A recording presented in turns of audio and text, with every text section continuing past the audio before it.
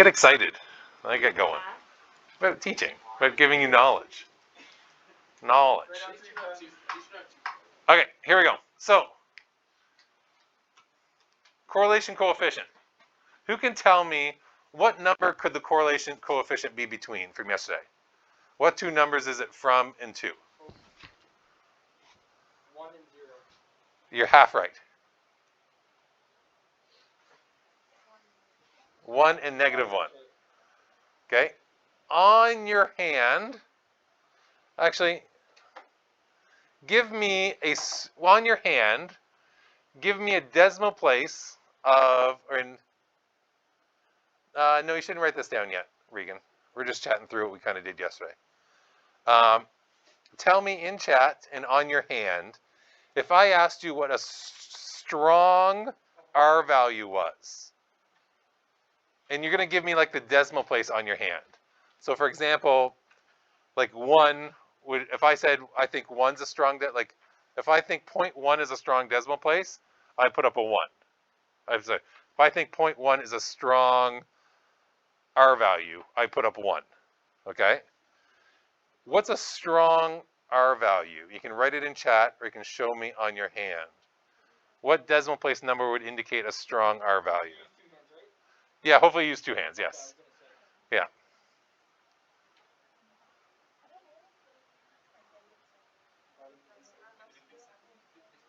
So everyone's got it right. So 0.7 and up, correct? So if you gave me 9, some people gave me 8, right? Is negative 0.8 a strong correlation or not? Yes. It is, right? Strong correlation. What would be a weak one? 0.2. On your hands.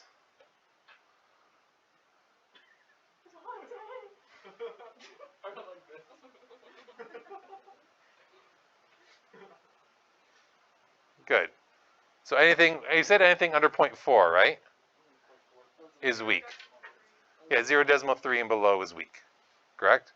And what's a perfect one? And no driving fingers. What's a perfect correlation? An exact 1, correct? Whether it's negative 1 or 1. And what's no correlation? 0. Perfect. Good. And the R squared tells you the relative strength, correct? So you just square the R value, and the larger the number is, the stronger it is. R values are only positive. R squared values are only positive. When do you not get an R value? When would be a situation where you do not get an R value?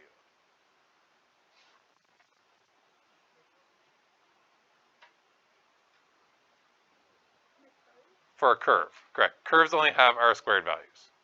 Good.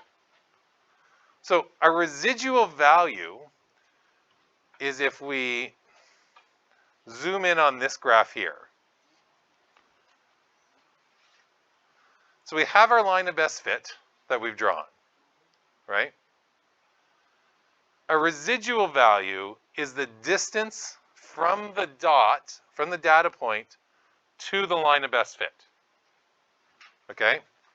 You can see this one arguably is right on there, so it's a residual value is 0. This one here is half up. So a residual value of positive 0.5.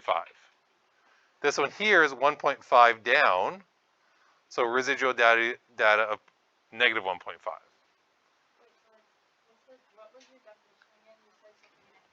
Well, we'll come back. Well, I'll give you time to. I'm going to give you time to go through it. Okay. So residual value is the vertical distance between the data point and the line of best fit. Okay. The residual value is calculated by just adding, subtracting there. Okay. And what we do with that value is we make a residual plot which has 0 running straight down the middle. We draw a straight line across the middle. And then we plot where every one of those points is. Remember how the first point was right on the line? So that's why that X right here is right on the 0 line, right? The next one was a positive 0.5. So we put a dot. It can be an X or any symbol, halfway up. The next one was negative 1.5, so we went 1.5 down. And the last one was there. So that way you can take a look real quick, and you can kind of say how strong is that data. And if you have a whole bunch of plots right near the line, correct, it will show that that data is strong because the residual amount, so the amount away from the line, is very small. Well, yeah, it's really strong. You have two that are right on, correct? Now, if you do have an outlier, let's say there was a dot that was like 7 away from this one, right? We don't graph the outlier in that terms. Because if there's just one outlier, it's probably something that just occurred and not really relative to the actual strength. Now, since there's only, now that's assuming we have lots of plots, right? Lots of data points. Yeah, Callum? So, like, in what sense is this different than a scatter plot? Like the fact that it goes like negative and positive? Yeah. But also it's different because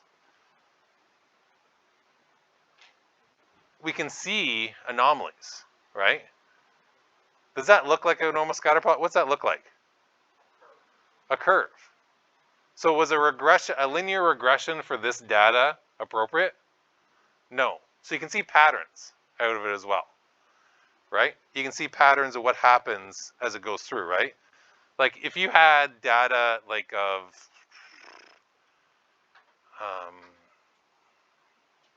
grade strength, like grades and birthday. Okay, this is actually a fact.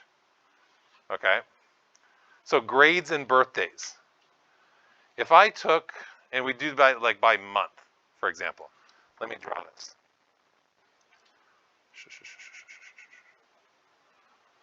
Okay. Try and figure out how to explain this. Oh, come on. There we go.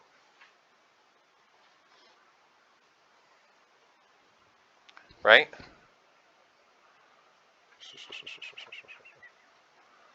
So let's do grades and birthdays. Okay? And let's pretend we take class average. Like this is the class average right here. I'm gonna jump in my conclusion here. This is the class average, correct? And I'm gonna only test December babies. In JK, SK, 1, 2, 3. Okay? Generally what's gonna happen with December babies, when they arrive in JK, they're behind because they're literally a year younger. Like you have kids going into kindergarten who are 4, while other kids have been 5 for 9 months. Does that make sense? So generally, if I'm taking December babies, their mark as they start school will be they'll be below average, correct? But then as school goes on, by grade 3, generally everything evens out. Now some will start here, right? But then you'll be able to look at that and be like, oh, I can see a pattern going on there. As time goes on, they get closer to the average. Does that answer your question? Right? So you kind of see a pattern with it instead of just looking at like a line of best fit part. Okay? So 0 is the average. That's not like the data. Well, 0 is your line of best fit, right? And hypothetically, in a class average, the line of best fit would be the average, right? If I was looking at class grades. And now here, I just took out, like I would have done, like there would have been like all the kids in here, but I just like selected out the December babies, right? And then just look specifically at them. Now the January babies, you might have the exact opposite trend, right? Because they're a year ahead here, so they're naturally should be a little bit more advanced, and then they trend more toward, because these guys are coming up, the average will kind of, they'll bring them back in. And you'll have your anomalies as well, right? LeBron James is a December baby, but he was always like probably the biggest kid in his class for athletic parts. Yes? So then are we going to have questions where it's like we have to do a scatter plot, find the line of best fit, and then... Yeah, that'd be a great question. Almost like an assignment question. Oh, hey, great. Right? Okay. So here's what I want you to do. You have your, go back to your reference page, right? Now, I didn't talk about how to make that exactly. We're going to go through and make a couple graphs. So don't feel free, you have to like fill in the how to make a residual plot one yet. But what's the definition? Is there a definition in there right now you can fill out or not? Residual values. Residual values, right?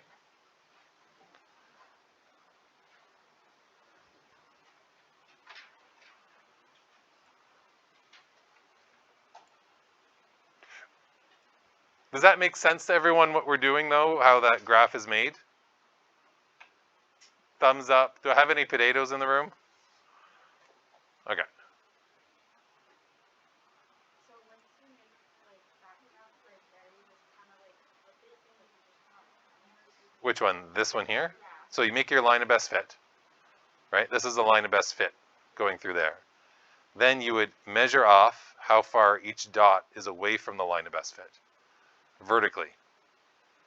Then you create your graph. We're going to make a couple. But like a couple from like here into the other graph. Yeah, yeah. I think if you, the next page I give you has like a graph. No. Yeah. Sorry, I'll pull the graph up here and then we'll do the plots. Okay?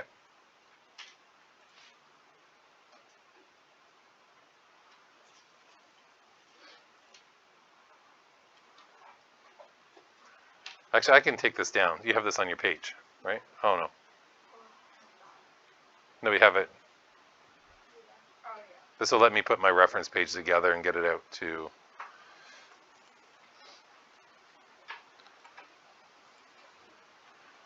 Um,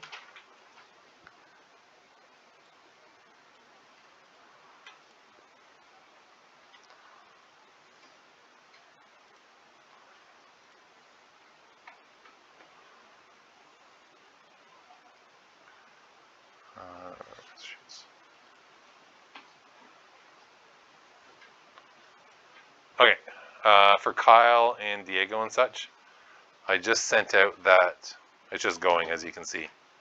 The reference sheet should go into your own reference sheet folder under your name, okay?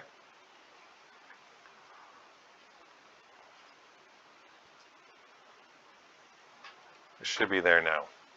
All right, so let's go back here. So let's make one. Oh, here we go. Let's do this first. Here's some examples of them. Okay, so you can kind of take a peek at what it looks like.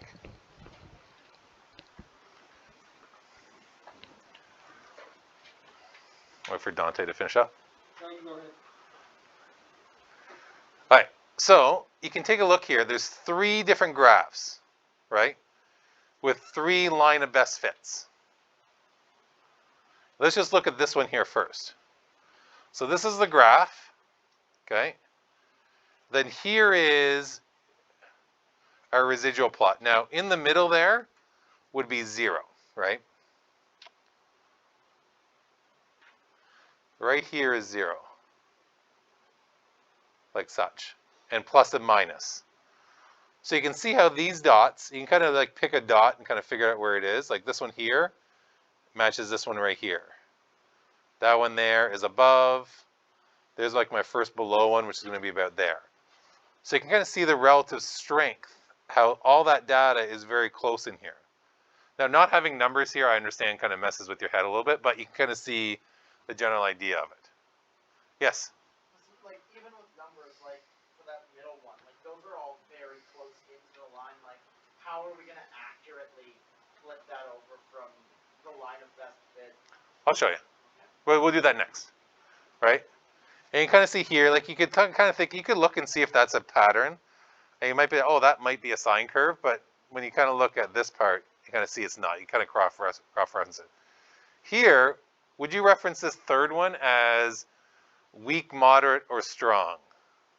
Just looking at it. Weak. Positive or negative? Positive because the... I can't figure out which one, because I just said moderate and everyone else said weak. Well, the dots are really far apart, right? But there's a few that's close. Yeah, but look at the whole bunch of them, right? Look at the whole, right? I would say like moderate might be within here. Like if all within that distance away, that'd be moderate. It depends. Like if I had so many dots I couldn't see, I might deem that as strong, right? And we don't have numbers here as well. Okay? And these are positive because the line's going up, right? And you can look here, the big difference, like you look at the spread on this one here compared to the spread here, right? There's lots that are up and above. There's some that are close, right? As you said, Megan. But there's also a whole bunch that are pretty far away. Okay? So here are 3 other residual plots.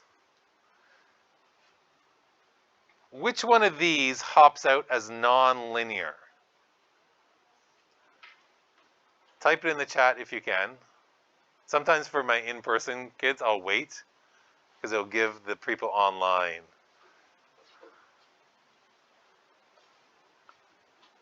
Actually, Kyle come out of left field with that answer, and I might agree with you. All right.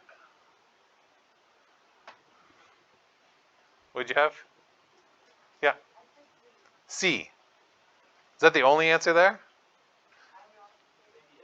Yeah. So why C? Why does C look like a pattern? Why does C look like a curve? Because Well, you see it's in the shape of a the dots make a curve. It's sometimes obvious as that. Now, A you could deem as nonlinear, right? Because there's no pattern with those dots, correct? This one here, I'd almost argue this one here is linear because like there's equal number of dots below and above, right? It is. Like I could see a graph kind of like this existing, like this being my, right? And you kind of have dots going like this, right? So I have equal number like that are below, but also equal number. Oh, so that data split? In a way, yeah. Like they're measuring out like the distance between the line and this, and then that's how far that dot goes above the line. It's kind of flipped in a way. Because it's not actually like this on the graph. No. So it's been. Yeah. And that one, curve or non-curve, right? And it's quite obvious you can see that. So let's do one. So flip to your second page where you should have this. Everyone see this on their page? Yep. So we're going to do 2 graphs, right? So first thing we have to do is find the residual value, right? So we're going to go to like, for lack of a term, like data point 1, and then measure how far it is away from the line of best fit. Now, let's take a look at our scale here, right? As a talking point on the box and whisker graph, everything needs scale, okay? So the first thing you should ever do when you look at a graph or make a graph is you have to decide on a scale and keep it, right? And the numbers go up at the same rate. So if I take a look here, between 10 and 20, there are 1, 2, 3, 4, 5 spaces. So what's that make every one of these worth? Or 2. So that means this is 12, this is 14, and likewise this is 8, and this is 6. So for the first point, and can everyone see this clearly? Or do you need to, like, should I turn the front lights off so you can see it better? Callum? Now, are we always going to have something that's like as relatively clean as this? Maybe not.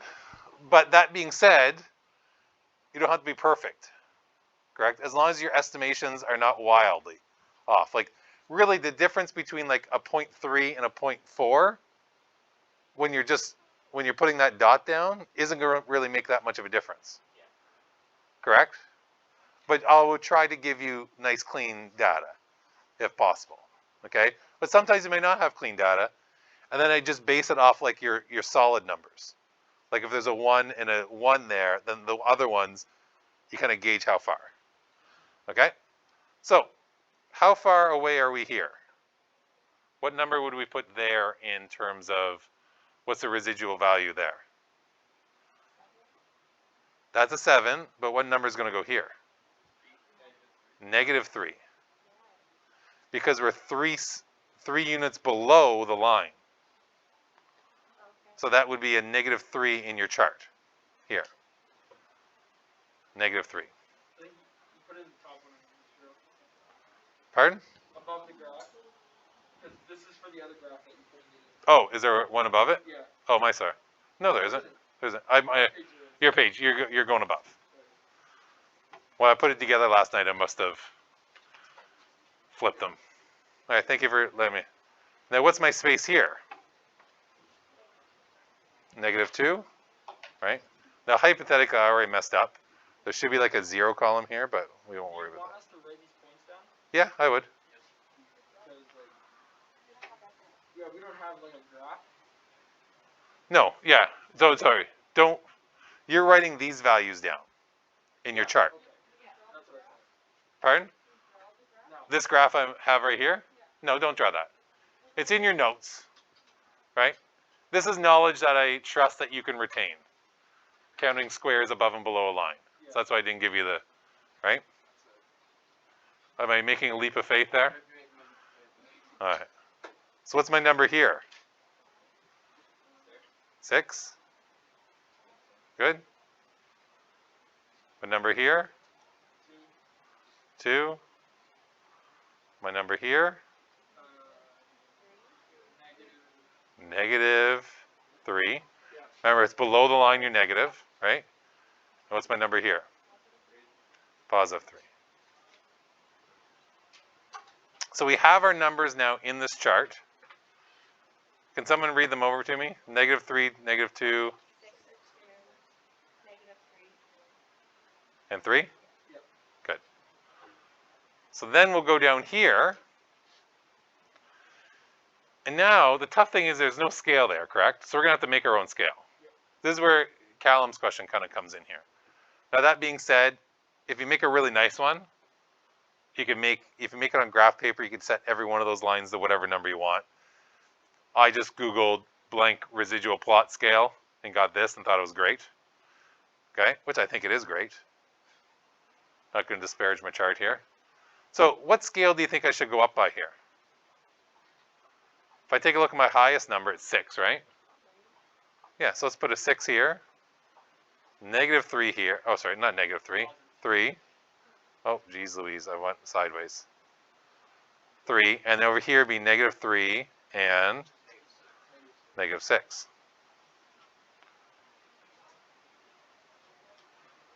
Then I'll start making my numbers here. How many numbers do I have? 6 numbers? Let's just do this. I'm going to add marks here. Sure. And then I just start adding my marks. So I'm going to make my dots real big. So my first one's -3, so I'm going to put it there. -2, it's going to go about there, let's say. 6 from next one's going to go way up here. 2 about there. -3 is going to go about there. And 3 is going to go about there.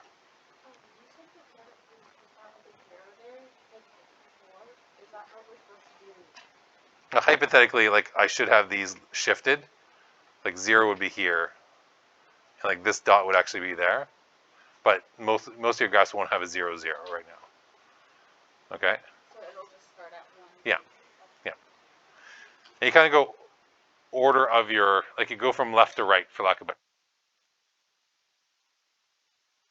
Now, with this, can we label, like, obviously the 6 is an outlier, but like...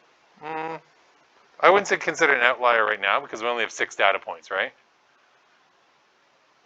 I would think 18 in this course would be an outlier. Like 6 is still within range, like it's not that far off, I guess. right? So yeah, you'd label this as like distance off, right? Does that make sense, everyone, how we made that one? Yes. I just have a question. So, like, the dots are kind of hard to see, especially when you get to the end. Yeah. Can we just put the number beside? No, you can use it, like, when you go to make this, you'll just use grid paper, Oh. right? Which will be easy to see. Okay? I want you to try to make your chart for this one by yourself. Okay? Start it, then I'll follow up in like a minute or so. These are also, okay, fine group. How do we feel about what we've done so far? Do you want us to start with 0? Just start with 1, yeah. Just start with 1 dot on 0? Yeah, there's 6 spots. Would that be like 0.5? So this is, it's still 2. These blocks are 2. But that's 0, isn't it? This one? Yeah. Yeah, it's on 0. But start at 1 on your. Okay, so just forget about it? Okay, but there's like 1 on there. He No. forgot to put 0 on here? So number of points. I'm counting number of points right now. Yeah, so hypothetically, your chart should look like this. Oops, I forgot I was big. Should start at 0, right? Right? Hypothetically, it should chart. Yeah. Your chart should look like that. Mr. Reward, Yes. can I ask you to do your attendance, please? Yeah, sorry about that. Okay, thank you. I got in trouble. Francine's a little more aggressive. Rosa just passively sent me emails. Francine's about to go open your grill. Oh, really? Oh, yeah. She's good. Okay. Do you want me to zoom in some more? Does that make sense? So I'm just going to disregard the first one. We're going on 0.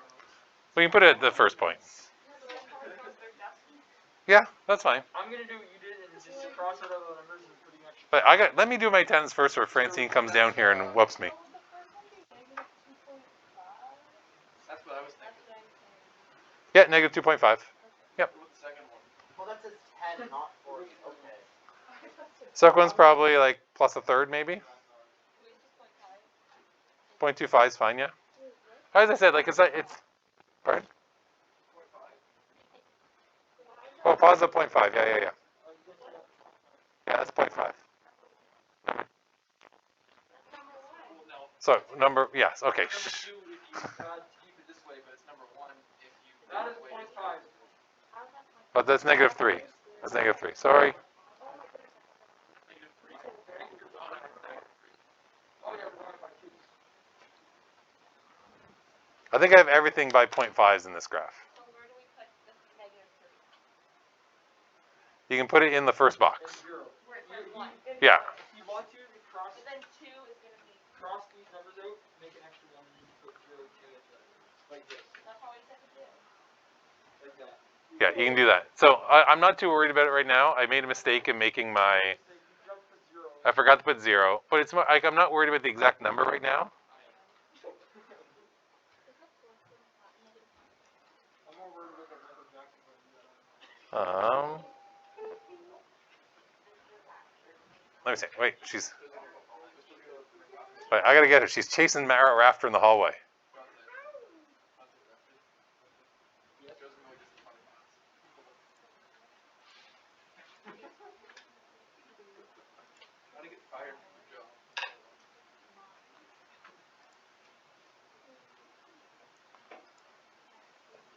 We've had perfect attendance this week. Oh shoot, no we haven't. You had your appointment. No, that's. I'm fine with that. I'm saying 5. As in because it was an appointment, I said 5. right? It's not a miss.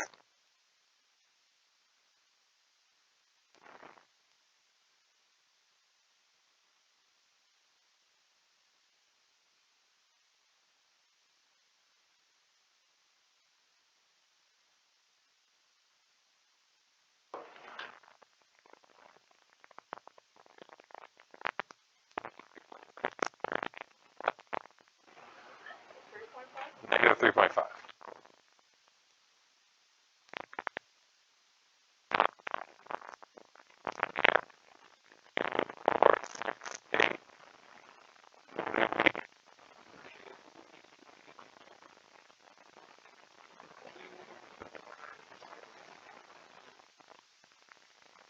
Yep.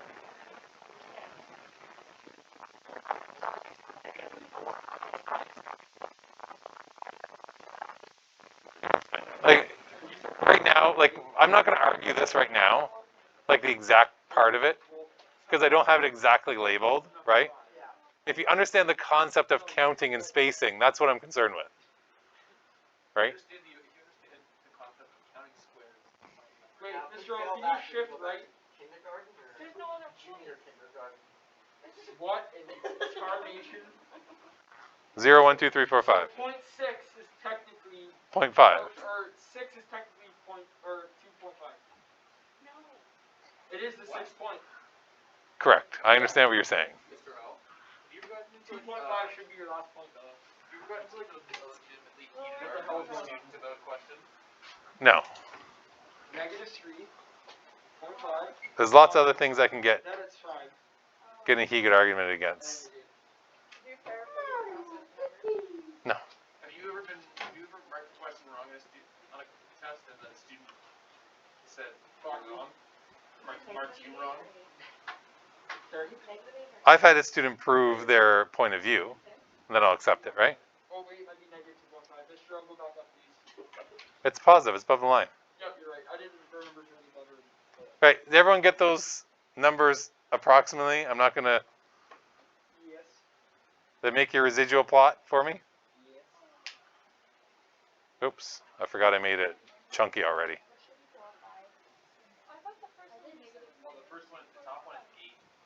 The highest number. So I am confused. -3.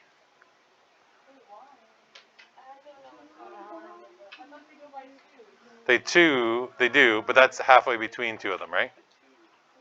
So 2. No, but half of that chunk is 1.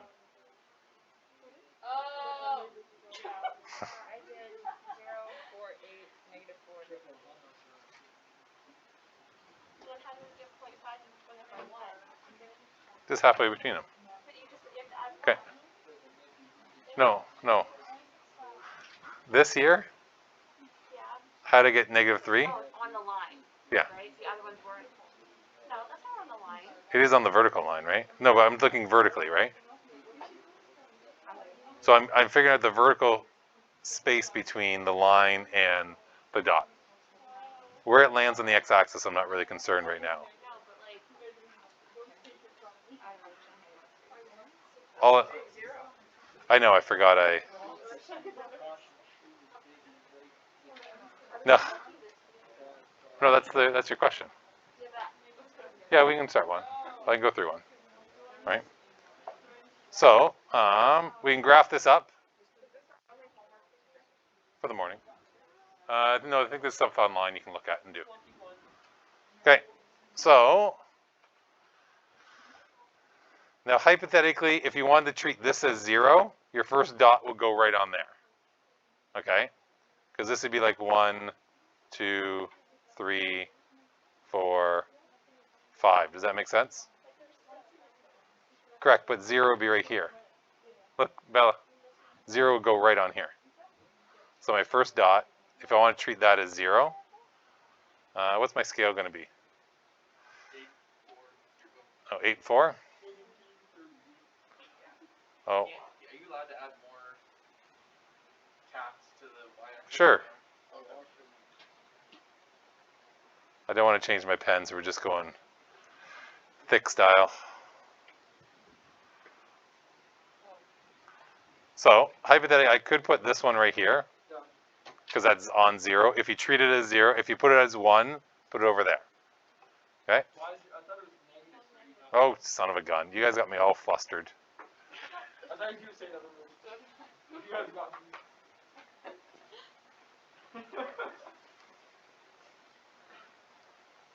Go ahead, Adam. Can I put some water bottles? Yeah, go ahead.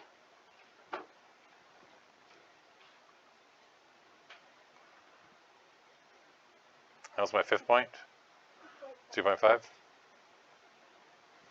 Good. Something resembling that. Now, hypothetically, that's your lesson. Do you mind if I move off this?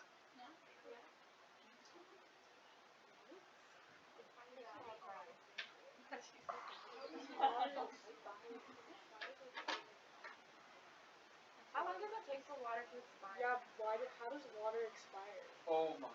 What? It might be an amount of time until the toxins in the bottle leach into the water and makes it unsafe. How long does that take? I don't know. Plus, they also want to tell you when it expires, so you. In 2023. I'd say you're safe, but Okay. In your homework, I'll go to your homework here. Week 1, Friday homework. So you have 2 sections for homework, okay? One section, which is exactly what we did here. Now, you have to make your own residual plot, okay? This is exactly what we did. Do we all agree? Yep. Here's a couple questions about what coincides with it. This one here is asking you make a residual plot from a table of values. Okay? Shoot. I need to give you numbers here. I just realized. Okay. Let me go back. Is this all for one lesson? Correct. This part here and this part here. I just realized I need to give you numbers for this. So while you guys work on that, I'm going to copy and paste something in for you. Okay? You guys start your first page. And by the time you're done your first page, I'll still be scrambling to do this. You got any drafting paper? Yep, right here.